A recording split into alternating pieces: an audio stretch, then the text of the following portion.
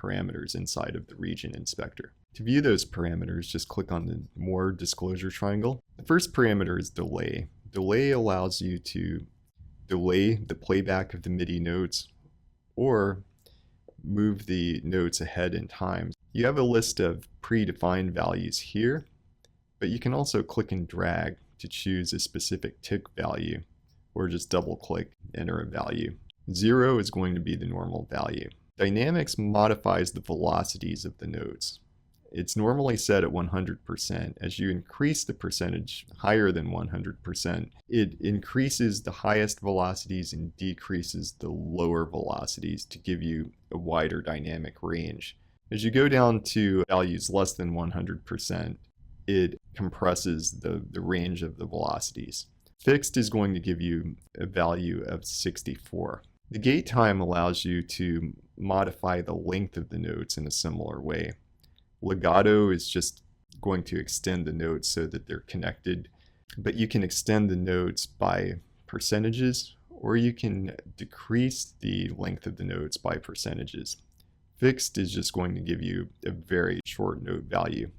In the event you have notes that extend beyond the end of the region, if you turn on the clip length parameter, it will stop the playback of the notes at the end of the region. Or if you want those notes to continue playing until their actual release time, just deselect this parameter. The score checkbox allows you to decide whether you want the information in the region to be displayed inside the score editor. Cue strength is probably the most important of the advanced quantization functions. And in order for the cue strength or any of these other functions to work, a quantization value has to be chosen. When you choose a quantization function, if you choose one of the preset values, the MIDI notes will be hard quantized or quantized exactly to the grid. If you don't want that, if you assign a value of 69%, for instance, each note that gets quantized moves 69% of the way to the grid.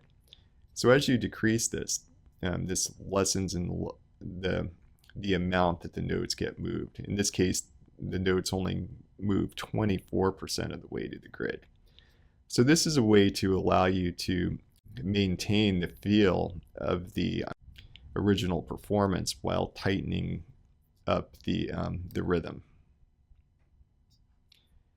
100% is the normal setting.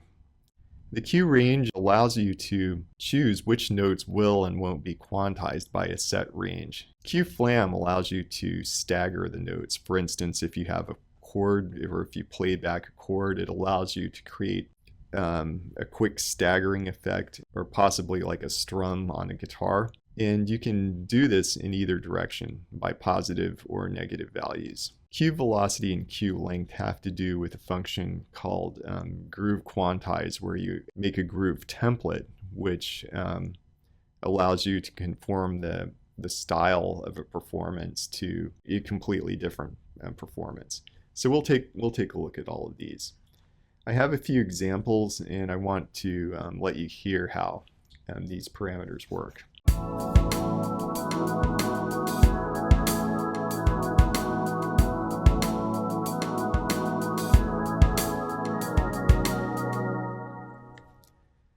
Okay, the smallest note value is half notes, so I'm going to assign that to half notes. And when you're listening to it, this organ space region, the attack time is very slow.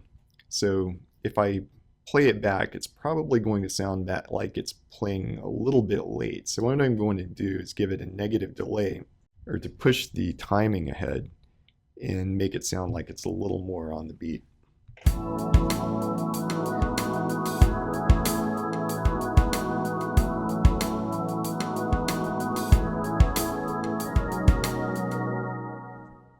Okay, next I'm going to go to this example.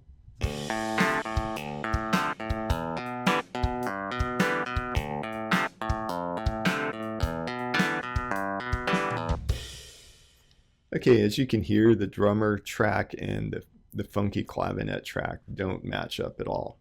So what I'm going to do in this case is I'm going to select the drummer track first, go to quantize, and rather than quantizing the drummer, I'm going to match the funky clavinet to the drummer.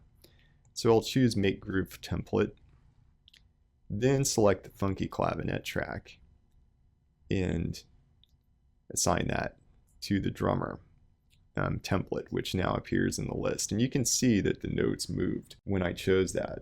I can also go up here and use the parameters that we talked about before. So I'm going to tone down the velocities a little bit, maybe change the